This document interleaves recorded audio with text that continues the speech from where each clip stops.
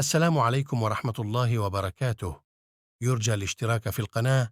وتفعيل زر الجرس ليصلكم كل جديد. رجل كبير في السن يتحدث عن أمنياته في الحياة فقال: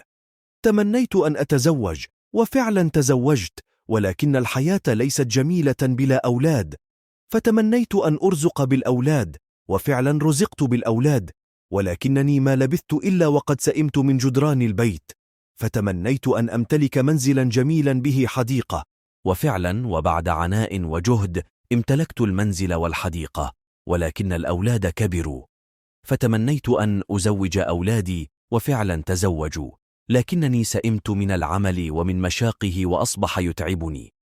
فتمنيت أن أتقاعد لأرتاح وفعلا تقاعدت وأصبحت وحيدا كما كنت بعد تخرجي تماما، لكن بعد تخرجي كنت مقبلا على الحياة، أما الآن فأنا مدبر عن الحياة، ولكن لا زالت لدي أماني، فتمنيت أن أحفظ القرآن، لكن ذاكرتي خانتني، فتمنيت أن أصوم لله، لكن صحتي لم تسعفني، فتمنيت أن أقوم الليل، لكن قدماي لم تعد تقوى على حملي، فقلت: صدق رسول الله حينما قال: اغتنم 5 قبل 5،